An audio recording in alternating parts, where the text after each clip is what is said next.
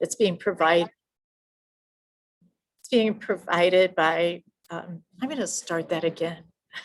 Good afternoon and welcome to today's local government education program provided by University of Illinois Extension in partnership with the Just Transition Fund and Prairie Rivers Network and a host of panel members. So we very much appreciate this opportunity for program collaboration, and each partner brings a different skill set and a unique set of knowledge to the program today. My name is Kathy Brown, and I serve as the Community and Economic Development Educator for the University of Illinois Extension.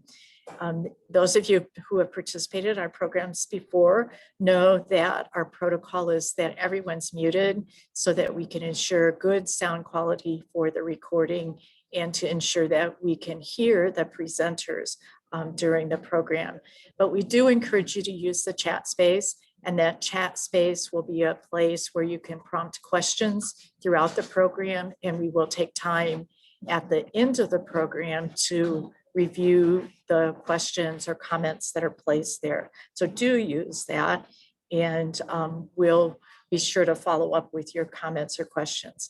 We have 3 panelists today, and I'm really excited about each of them and the perspective that they're going to bring today to today's program. Our first presenter will be Jack Morgan, and he works as a program manager for the Community and Economic Development in NACO's Community and Economic Workforce Development practice area. He handles community and economic development, resilience, and transportation grants and programs. So welcome, Jack, and we'll hear from him shortly. The second panelist will be Darren Fleener, and Darren is the Economic Development Representative with U.S. Department of Commerce, Economic Development Administration in the Chicago Regional Office, serving the states of Illinois and Minnesota. So thank you, Darren, for taking time to join us today. Also, it's a very busy time. Our third panelist, Amanda Pankau, coordinates Prairie Rivers Network's campaign to work with advocates, leaders, and communities to realize the benefits of clean and renewable energy. And Amanda is going to provide us an update on Illinois policy. So just kind of a review, we've talked about housekeeping, and you know that we've got a panel discussion. Here's our partners that are involved in the programming here today: University of Illinois Extension, Just Transition Fund, and Prairie Rivers Network. Everybody is on mute, and we really encourage you to use the chat space. And our goals for today are to have an opportunity to be introduced to the initial report on empowering communities through revitalizing energy communities, an overview of state and federal policy, and a review of funding opportunities and how these programs can benefit communities. There again is our panelists and their backgrounds. And so with that, I'm going to stop sharing and turn the platform over to Jack Morgan, who is our first presenter for today. All right, well, thank you so much, Kathy, and thanks all at the University Extension and with the Just Transition Fund and others. I'm going to try to share my screen here. It's a pleasure to be with you all today.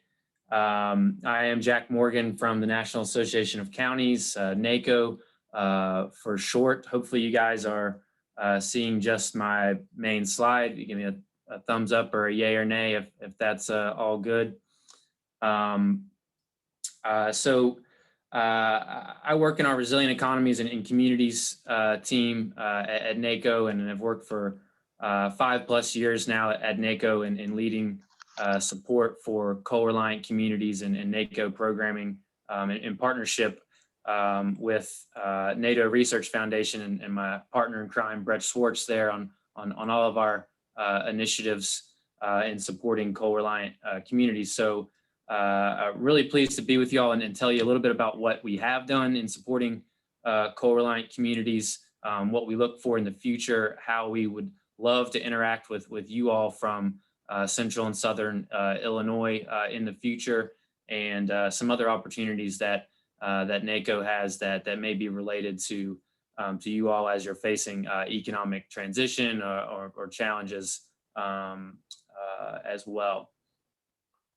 I'm going to try to run through all this really quickly and save time for questions. I'm really excited to hear from the other panelists, of course, as well. But just quickly stepping back, for those unfamiliar with NACO, we represent the 3,069 county governments across the country. So thank you all for the county folks on the line for your leadership and your participation with NACO. In my team, we do both, in my department, we do both research and data.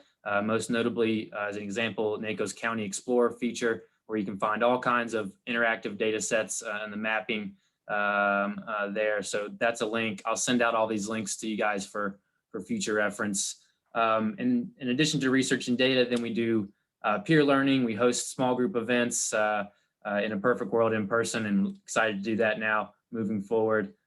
We do educational workshops at our conferences and provide technical assistance and guidance to counties through reports and toolkits and general kind of desktop consulting, if you will.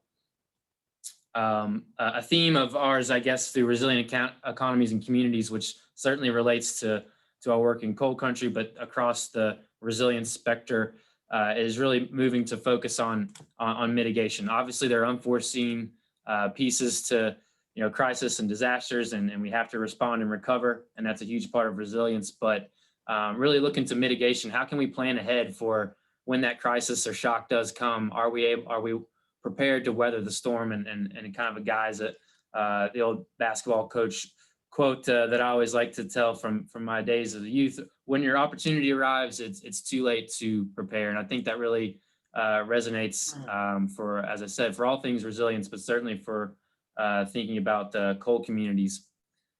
So let's move forward on that a little bit. And just briefly, here's some of our County Explorer research that we like to share is obviously coal communities and coal impact is critical to you all in Illinois. It's also more of a national issue than many folks think, and is what has led NACO and NATO to really support these efforts and support counties and regions in coal communities. There's over 100 coal producing counties across the country. That data is a couple years old now as well, so that could be going down a little bit, as I might imagine. Same for coal power plant communities. You see it's a little bit more nationally spread out and not those traditional clusters of coal regions. There's over 300 counties in the country that have a coal-fired power plant. So with the changes in the coal industry and that challenge that faces for you all in coal counties, that's what led NACO to really come together with partners such as EDA. Great that we have EDA on the line here to do a series of peer learning events, workshop events, really an opportunity for to build a network and a coalition of coal impacted leaders to come together to share their challenges, but really just to share opportunities and chart their vision for the future on their own. I always like to cite that we were in a Wyoming peer learning visit. The then Governor Matt Mead really put the nail on the head with saying, yes, we're going to support coal, but us as being the cowboy state and this independent, self-reliant kind of nature of our community, which I think relates to a lot of coal communities, that we're going to control our own destiny, and we're not going to be subject to just one piece that's so connected to global markets. You can't tell us we're not going to control our own destiny. I think that's really what our efforts have been about, is try to help facilitate that. How can we put then ideas, resources, and as you all as stakeholders in the same room together and communication together to help ultimately chart a roadmap and a vision for you all as coal-reliant communities. And here's an example of one of those team-based challenges we did in 2019 through EDA Denver office, in which we did a series of these nationally in 2015 as well. And then we've also done, of course, some in-person site visits, really on the ground and interacting and visiting coal-reliant communities. And we're really excited about building off of that potentially, really would be interested in your feedback and insight to really how we can be more involved with you all in Illinois. I think your part of the country often gets left behind in the national conversation, perhaps when you're talking about coal country. You all in Western Kentucky and Southern Indiana, some really, as you all know, challenged and coal reliant communities, but that have a lot of opportunity. And that's kind of a theme that we're running with as well, and what we've seen through working with coal communities through all our effort. This is on Main Street in Gillette, Wyoming, Campbell County, the largest coal producing county in the country, that I think really, I love this photo and have it in almost every presentation. Change inspires creativity. And I think, it doesn't belittle the challenge or the crisis that many face, but by bringing folks together to chart a vision, you all in communities really have some great ideas. You know your community best. We're here to help facilitate that and guide that. And, folks from EDA and the federal government are awesome for providing that then needed funding to help put some of those ideas to work. But, I really think that the peer learning piece is really critical. And, I'll connect it to, what we've been through the past year plus with COVID, and how, of course, coal communities were just going through a lot of this just transition and into new projects when COVID hit. Oftentimes that was, really focused on hospitality and tourism efforts that many communities were doing. But we heard from multiple coal communities that we worked with that by having this planning process and getting together, it kind of created a human infrastructure, if you will, that helped them better face COVID by responding and being able to be swift and nimble on some of that response as well. So I think that it's really important to have this peer learning piece and attending things like you all are doing here today. I'll send all these resources out as well. Diversifyeconomies.org is where you can learn more about what we've done in the past. And just to recap, this is kind of an interesting acronym we always share. Brett gets most of the credit for putting this together, and but just simply cooperate, observe, adapt, and leverage were some key pieces we picked up that are really key to how you can diversify your economy and having a resilient economy. But it also became very relevant to how you can react and respond to COVID, and thus really how you can react and respond to any change and shock that can come to your community. For time's sake, I'm not going to go into this as a case study. I love Southwest Virginia as an example of how they've been able to put all those pieces together. Happy to talk about that in the Q&A perhaps, or send out a link to that in the future. Because recreation is one piece that a lot of coal communities we worked with have mentioned as one of their assets that they want to capitalize. I wanted to share this from the Outdoor Recreation Roundtable that might be useful to you all in building a recreation economy in your community. I can share that link as well, and NACO helped provide some guidance to that. Next, a NACO program I wanted to flag for you all that can help in supporting energy communities, coal communities included in that, and reacting to changing conditions and hopping into the new energy economy is the Soul Smart program, which NACO is a partner with. This is a Department of Energy grant that really wants to work with local governments to help with your local framework, the landscape of how to be more open for solar business within planning and zoning and permitting and community engagement with utilities. It's no cost technical assistance from a team of solar experts. It provides all kinds of educational materials. Soulsmart.org, I'd encourage you to check that out. You can find so much more there and learn about what other communities have done. It has identified best practices for local governments and solar there. And we've been able to work with a handful of coal communities across the country in reaching Soul Smart status.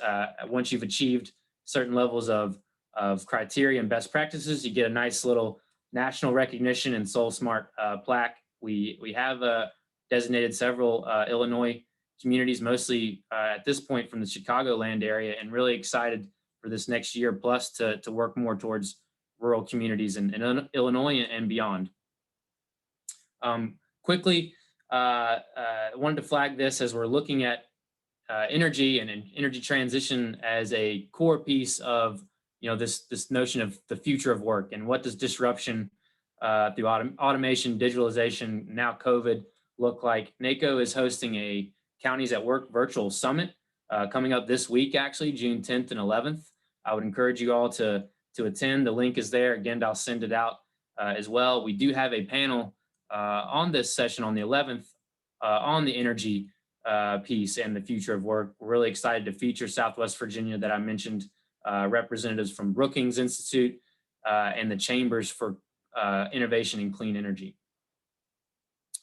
Lastly, I'll flag just from a national level of how you can be engaged with us in the future and what our efforts are for coal communities.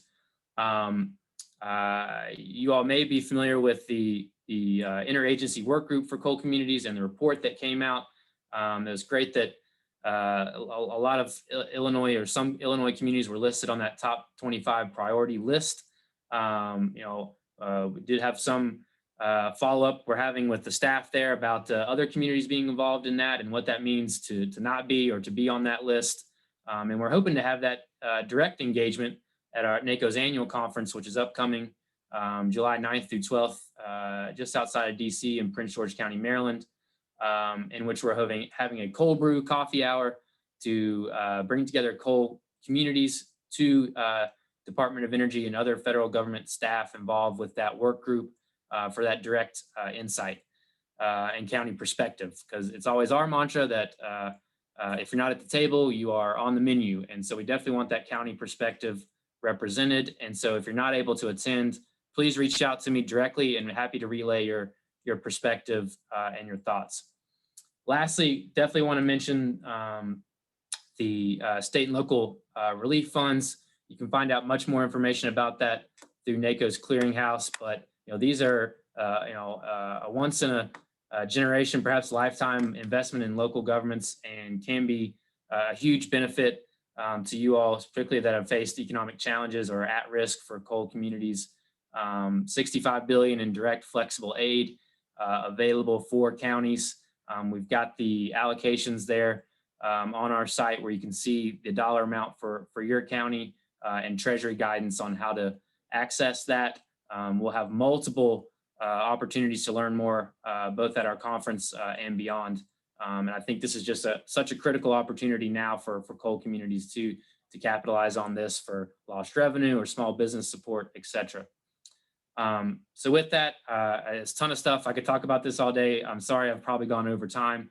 I'm really excited to hear any questions or interaction with you all in Illinois. At any time, please reach out to me as well. And really excited to hear from the other speakers here with us today. So with that, thanks so much. And I'll turn it back over to you all, Kathy. Thank you very much, Jack. Very informative and full of great references. So we'll want to make sure that the slides get out to participants and you'll have access to those links. Our next panelist is going to be Darren Fleener. Jack talked a little bit in his presentation about the collaboration that's happening between NACO and a series of federal agencies that are really working collaboratively to address this coal transitioning issue. So with that, I will turn it back to Darren Fleener.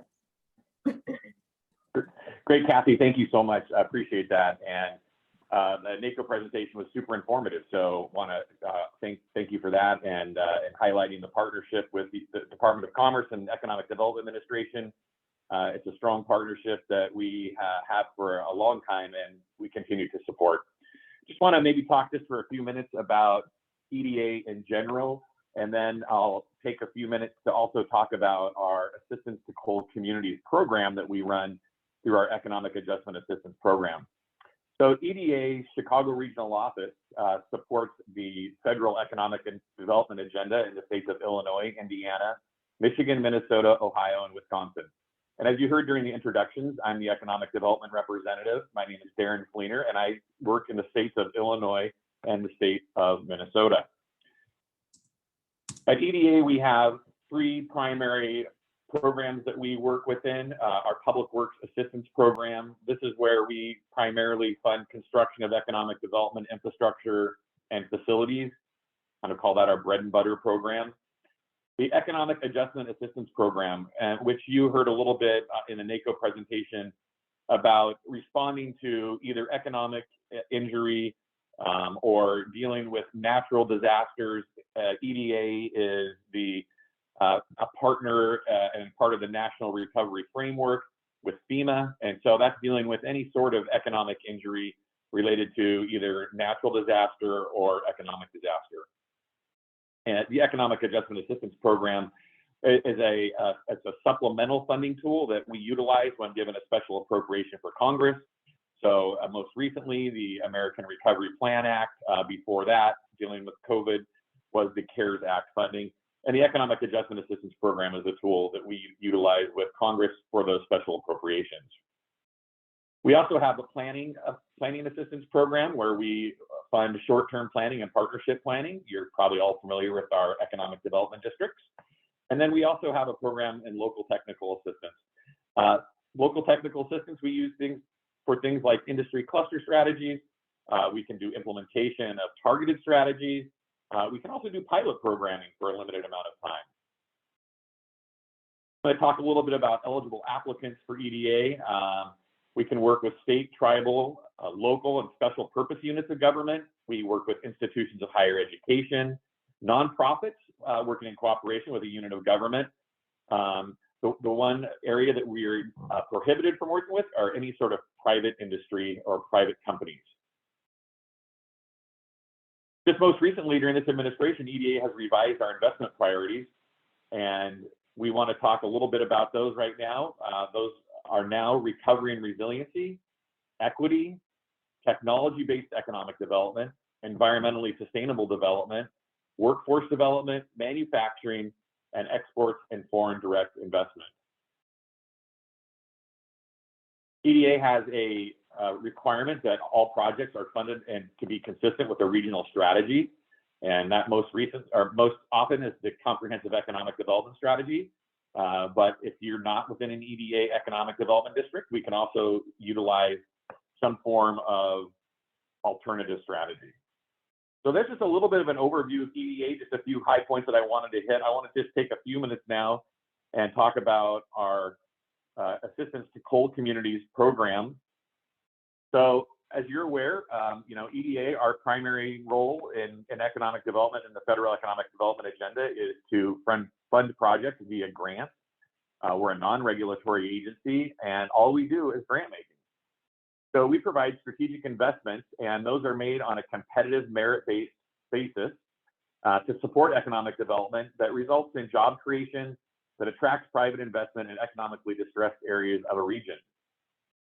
So we solicit applications from applicants, and we make these investments for construction, non-construction, planning, technical assistance.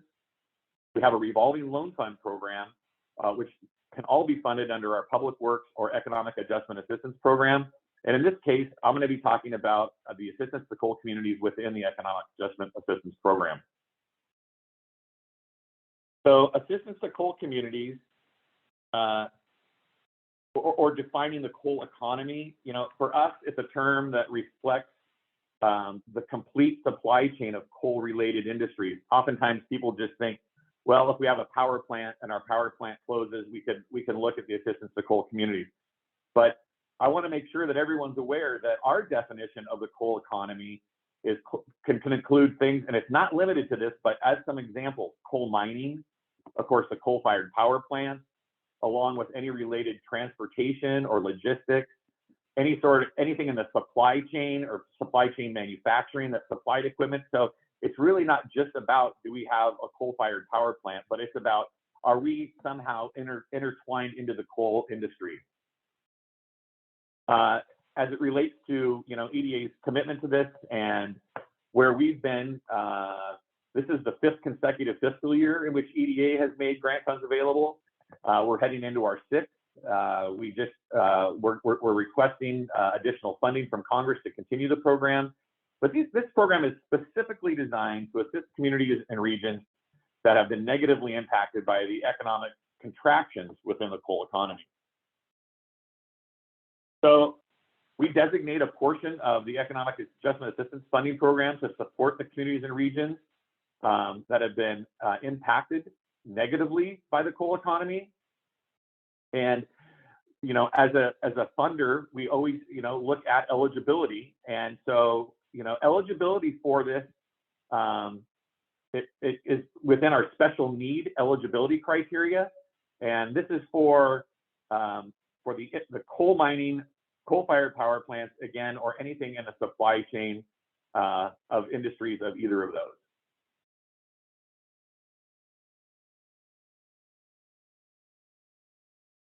So to support the project, EDA prioritizes our assistance to coal communities implementation projects and activities that will produce multiple economic workforce development outcomes, such as promoting regional economic growth and diversification. We're looking for new job creation and always looking for reemployment opportunities for any of the displaced workers within the coal communities definition.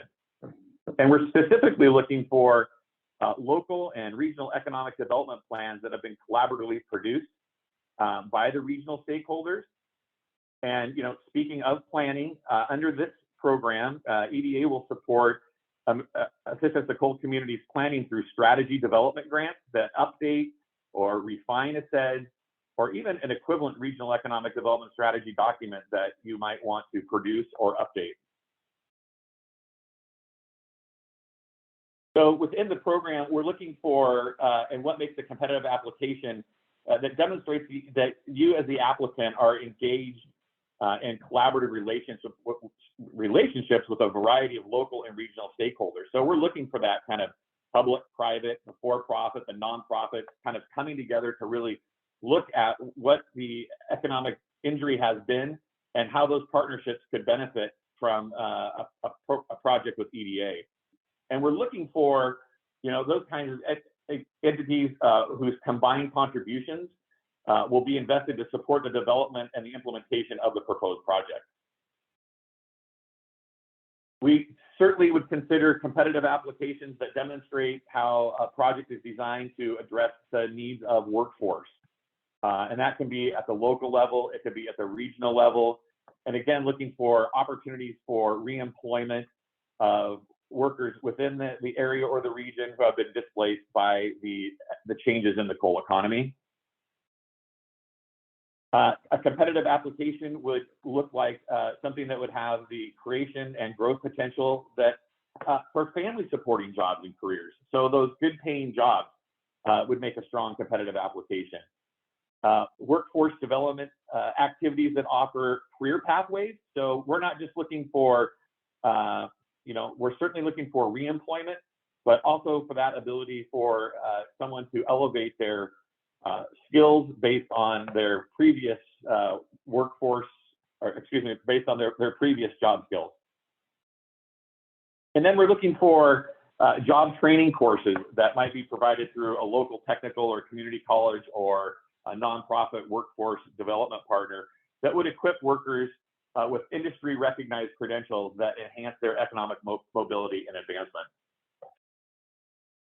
Localized projects are oftentimes the one we most see, but we do offer, the opportunity to think about, projects that have multi-jurisdictional impact. So this might be in the form of a regional workforce initiative, a regional planning effort, and that kind of a project. So those can be multiple communities within a county. It can be multiple counties within a region, multiple regions within a state. So, however you would want to frame that up, which works best for you. But ultimately, at the end of the day, we're looking for a project that really addresses your needs and offers that pathway back to and to continue on with your economic resiliency. So, you might be thinking to yourself after hearing kind of some of the parameters and some of the priorities for an EDA application that would make a competitive project. You might think to yourself, well, Darren, what are some kind of projects that we might consider doing? What would a project look like? So, again, we're looking for projects that would certainly support the creation of new businesses and jobs in a variety of industry sectors. We would love to see things considered like advanced manufacturing, agriculture, different forms of energy, information technology, healthcare, telecommunications, tourism and recreation, transportation, cultural, utilizing, and leveraging your existing cultural and natural assets. We'd be looking for projects that are implementing local and regional job creation and growth diversification strategies targeted towards the affected workers and businesses, strengthening projects that strengthen or develop existing or emerging industry clusters. We'd be looking for things that, it could include developing business incubator programs and standing up entrepreneurship within a community. You could consider doing a business retention and expansion program, knowing that the majority of new jobs oftentimes come from existing businesses. Certainly it could be a strategy that you might be able to implement. We certainly would engage enhancing access and use of broadband services to support job growth, retention, and through business creation and expansion. We would certainly find the generation of economic development diversification strategies, of course, in accordance with your SEDS, as being a strong example of a project we'd like to look at. Facilitating access to private capital investment and providing related capacity building and technical assistance to maximize the effective utilization of capital investment for business development and job creation. So that's a mouthful. But certainly, if that was a strategy that fit within your priorities, would be considered a strong contender. And then lastly, I would just mention facilitating and promoting market access for goods and services created and manufactured by businesses that have been impacted within the community or the region. So in 2021, EDA will continue to support assistance to coastal communities through this program. We expect awards to award grants generally ranging from $500,000 to $2 million for implementation projects, and from $100,000 to $350,000 for planning activities. The grant rate for this program is up to 80% based on impact and other forms of distress. So with that, I'm just about at the end of my time, and I will be available after the presentation for any questions that you might have. And then my contact information will also be made available. If you have a project that you're interested in implementing, I'm certainly available for those discussions. Thank you. Kathy, back to you. Fantastic. Thanks, Darren. I'm going to put up slides next for Amanda Pankau is going to share with us an update on Illinois policy. So give me just a second, Amanda, to bring those up. Thank you, Kathy. So today, as Kathy mentioned, I'm going to be sharing information about potential state programs to support transitioning energy communities and workers. So when I talk about transitioning energy communities, I'm talking about communities that have faced closure or will face closure of a fossil fuel plant, so a coal or gas plant, a coal mine, or even a nuclear plant. So unfortunately, again, the key word for my presentation today is potential. So these policies and programs that I'll discuss are dependent on the passage of state policy.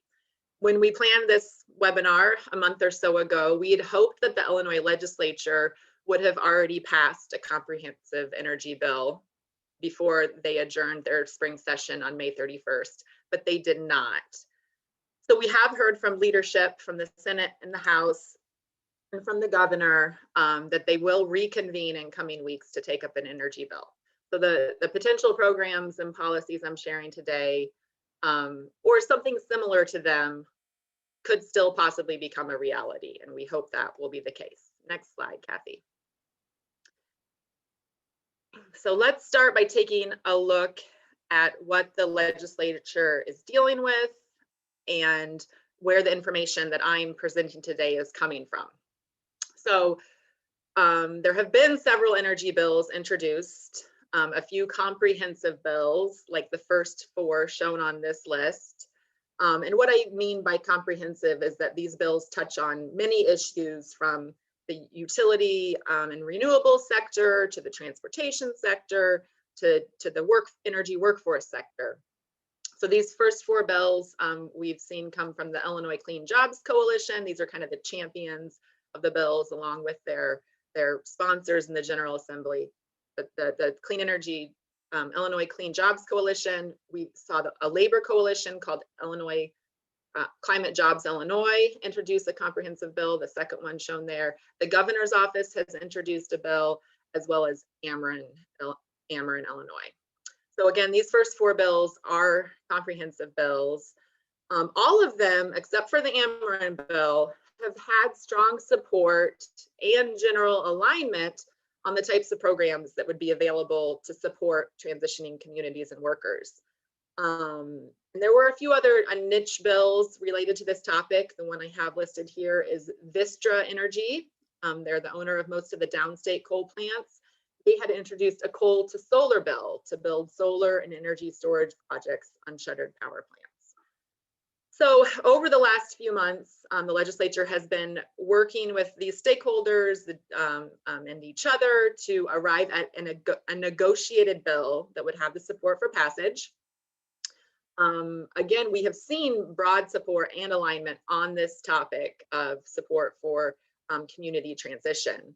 And so what I'm sharing today is to the best of my knowledge at this point. I work as a partner of the Illinois Clean Jobs Coalition.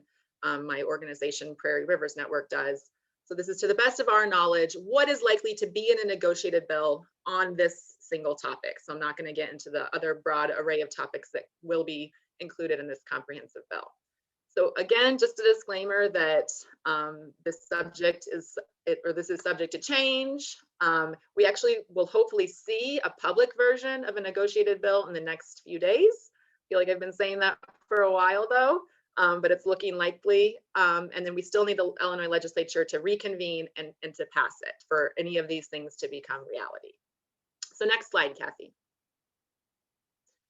So on this next slide, I just have, this is kind of the broad overall glance of the things I will talk about today in more detail. So we could see the possible creation of an Energy Transition Workforce Commission.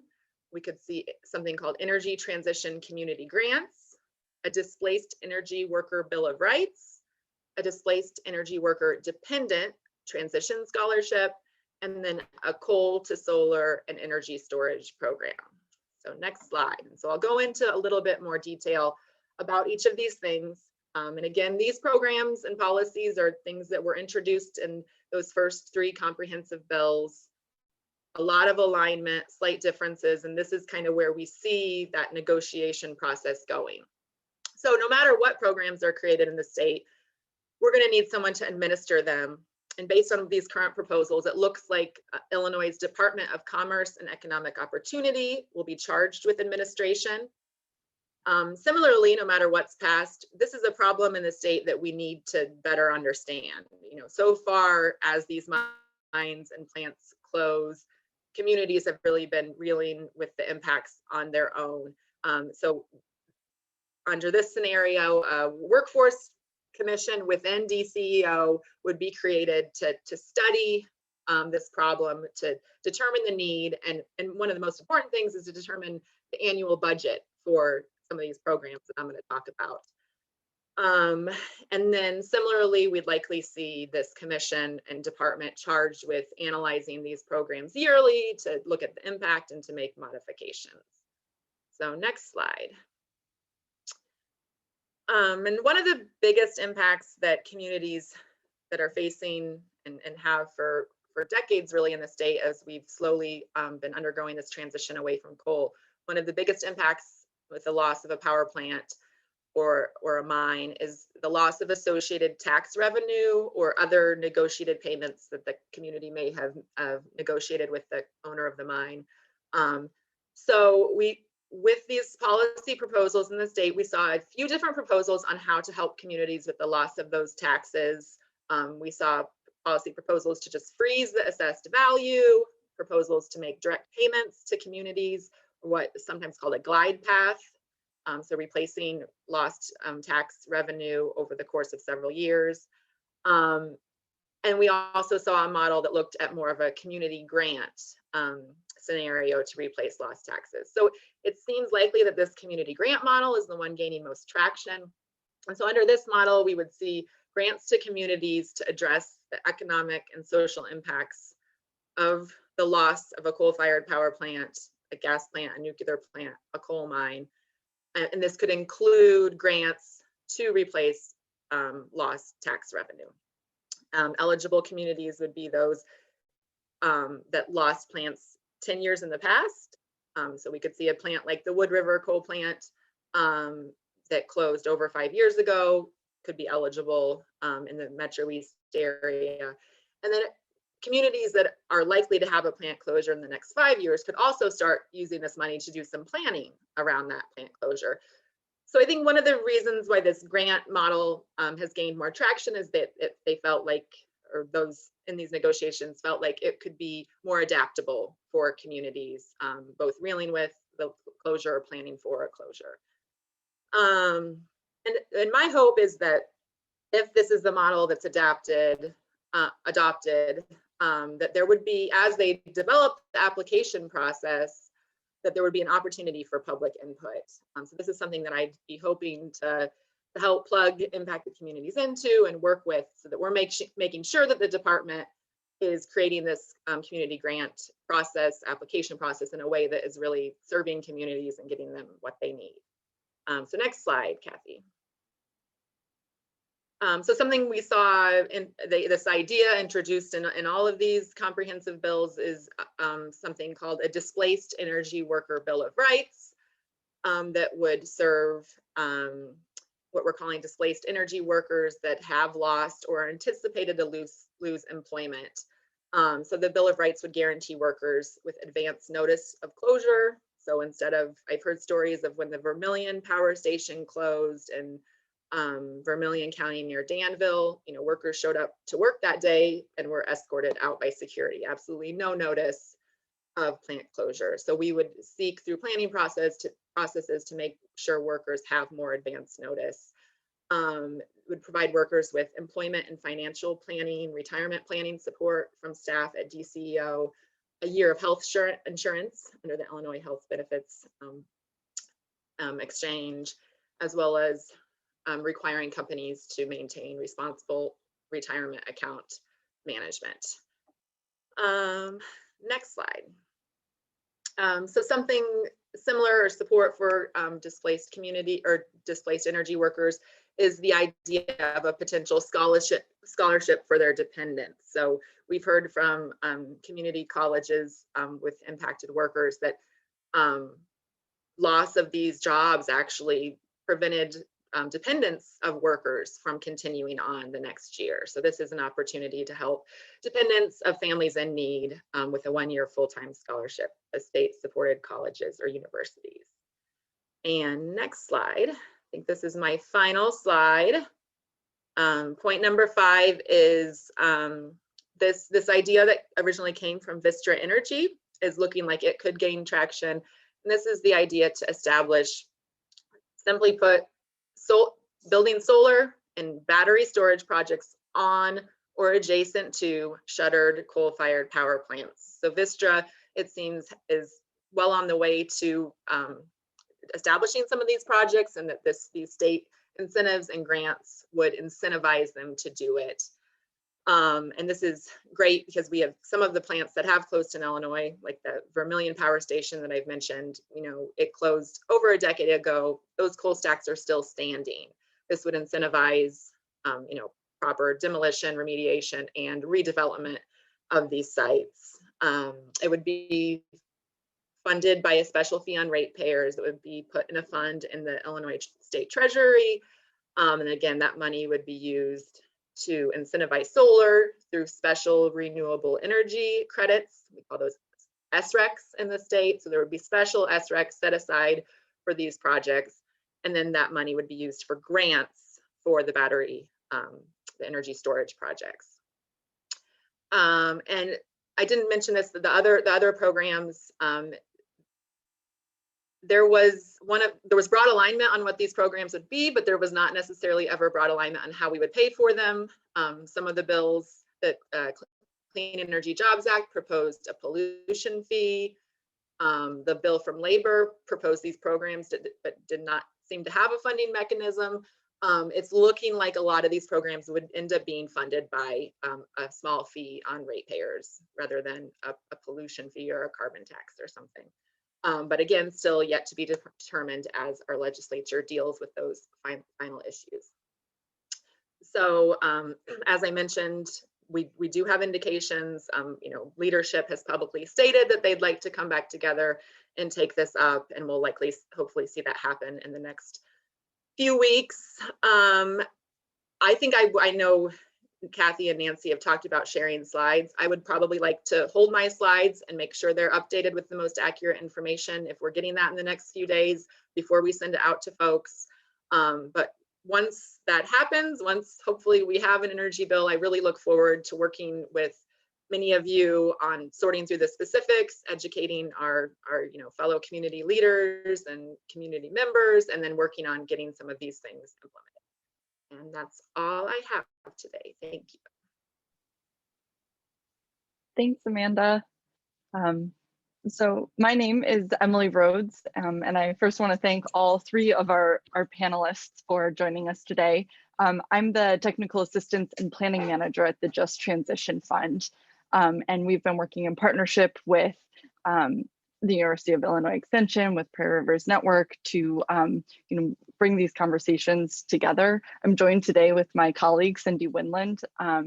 And just a quick introduction to the Just Transition Fund before we jump into questions. And while I am giving the introduction, you know, please feel free to drop your questions in the chat box. Cindy and I are monitoring that, and we still have about 10 minutes, 11 minutes to you know, field questions to our three panelists today. So the Just Transition Fund, we're a group that works across the country with communities impacted by the energy transition.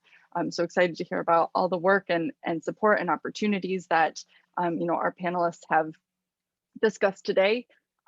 Cindy and I work on the ground with communities to advance transition planning and economic development solutions. So after a plant or mine closes, or if there's announced retirement date, Cindy and I and the Just Transition Fund can assist in a variety of different planning activities, helping to facilitate conversations, write grants, bring community groups together to talk about these things that a lot of our panelists were discussing. You know, what comes next? What is the vision for the future?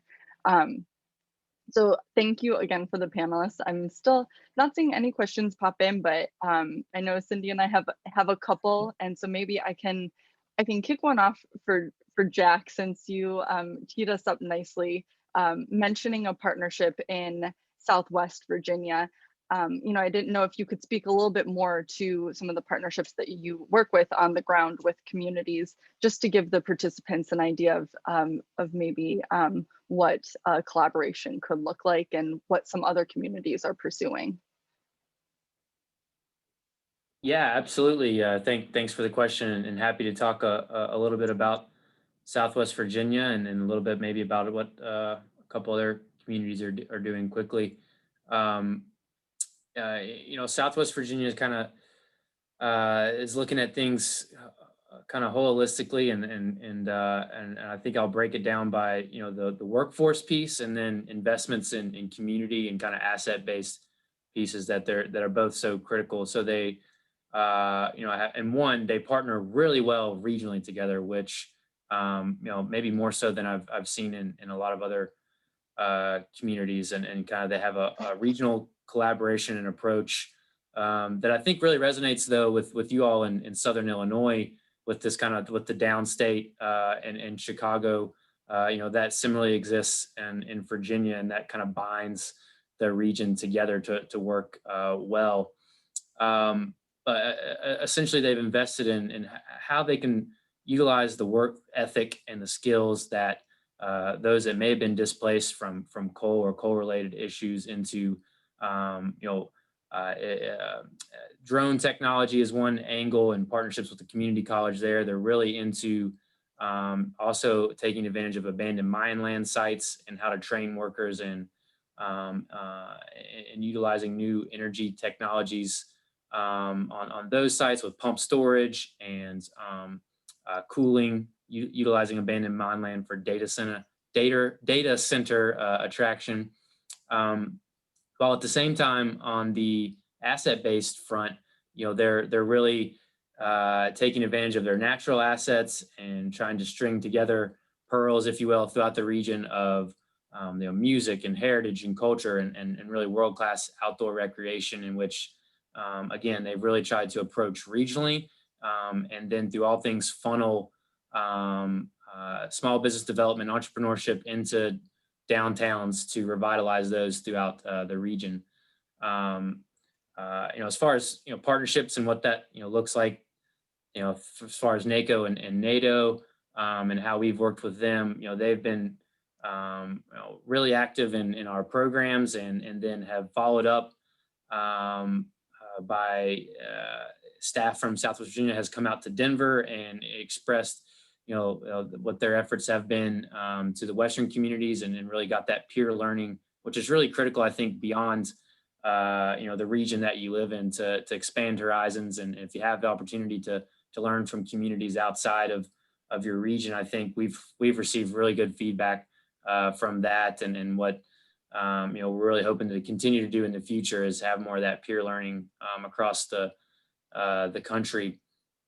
And of course, they've been very active in having Appalachian Regional Commission grants and EDA grants and support through there. And they're lucky enough to also have a Virginia Tobacco Commission providing support as well in Virginia. And so that's just one kind of walkthrough of Southwest Virginia. I think that similar trend we've seen through a lot of the communities we've worked with in Appalachia and the West, of both the workforce to displaced workers, but also, okay, what's the economy going to be in the future, and what do we need to be training in K-12, and for the best and the brightest to graduate and want to have the opportunity to stay in their community, while also then kind of rebranding, changing the narrative, and place-based focused efforts as well. So that's a long-winded roundabout there, but kind of some of my initial thoughts to your question, Emily. Great. We have questions coming in the chat now. And I think we posed this one to all three of you.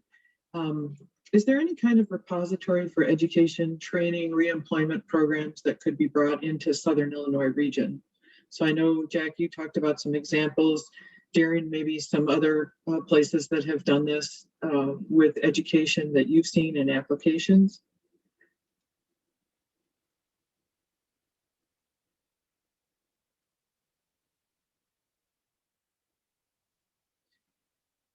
All right, and hearing none, I could offer a couple ideas that Emily and I have participated with in the Midwest Governors Association as facilitators this year. That we have a workforce and training subgroup, and there's been some great resources there. So I think that we can put some links to that in the chat, and then also provide that later on. Let's see, we have another one. Cindy, Oh, go ahead, Cindy, Amanda. I can speak. Yeah, I can speak, and Amy might know, Amy who asked the question might already know this, but and I did not talk about this, but this is something that's being considered with state energy policy, is the creation of regional workforce hubs across the state. As proposed, and again, currently being negotiated, we'd likely see the creation of 16 regional workforce hubs for clean energy. Current state workforce has focused just on solar, but this would be expanded to electric vehicles, wind, energy efficiency. So I do know that Carbondale and I believe Mount Vernon are named as possible locations, with a third Southern Illinois location yet to be determined. And then I think East St. Louis and Metro East area are named in the bill as well. And so displaced energy workers would be on the list of priority placement within these workforce hubs. Great, thanks, Amanda. And Darren, I see you unmuted yourself. Yeah, thanks. I was muted before. And certainly EDA could be a partner in workforce. That's certainly a very high priority for EDA. Our space is that when those workforce boards come together and they make recommendations to the local community or technical college, And those technical colleges have needs to improve their workforce training programs. They need to buy equipment. They need to rehab a building. That's where EDA can really come in and be a funding partner to take and put those plans into action and to assist with the capital costs of standing those workforce training programs up. Great, thank you. And then we have another question. I think this is for you, Amanda. Who's organizing the community discussions, the networking groups in affected areas? So this is from Ted. Well, Cindy and Emily and Kathy and others in this call know that Just Transition Fund, U of I Extension, Prairie Rivers Network has done some organization of the Vistra communities that were impacted by 2019 closures. Those communities had kind of self-organized after they all faced closure at the same time. They kind of self-organized and were led by local folks like Kathy Brown, who's facilitating today. And then, Prairie Rivers Network and Just Transition Fund were there to help support along the way as well.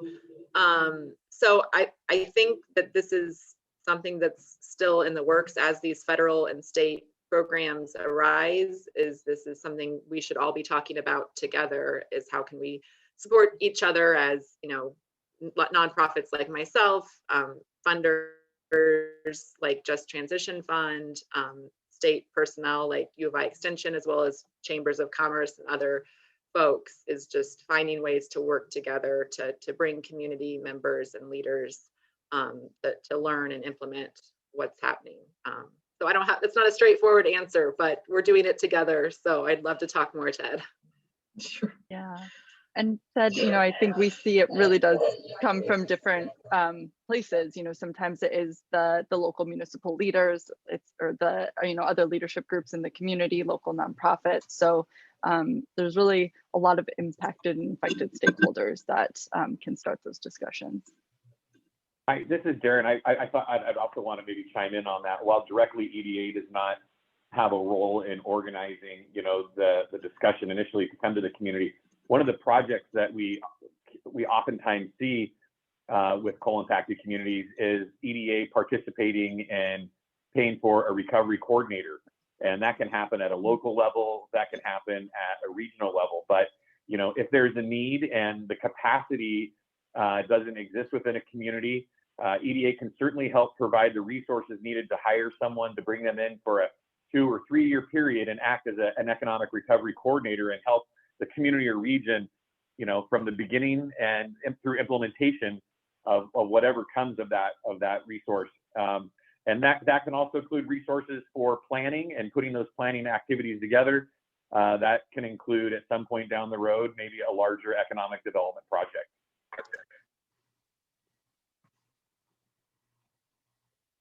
Great, thank you.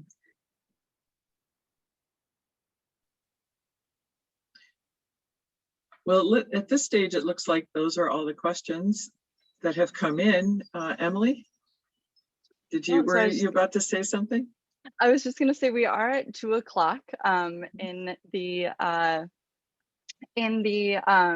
event. I see one last question come in. So if our panelists can stay on, we have a question: how would a community college be able to be a part of a grant in order to upgrade programs to serve the jobs in the energy industry, or fund current programs with capital for upgrades? And we'll make this the last question. And so, Darren, I don't know if you want to start Sure. with that one, and then we'll just make closing remarks. Thanks, Darren. So how we make that happen is you get a hold of me and we have a discussion about your project. But that is absolutely a project that EDA could consider. Workforce, again, is a high priority for us. That translates into those typically being pretty competitive projects. We certainly have the ability to stand up programming. We have the ability to purchase equipment, remodel facilities. What we do is we bring in that ability to take care of that initial capital expense, and the partnership is then the local technical community college or whatever institution of higher education it is. They offer the the institutional programming and the ability to provide the workforce training to the impacted group. Great.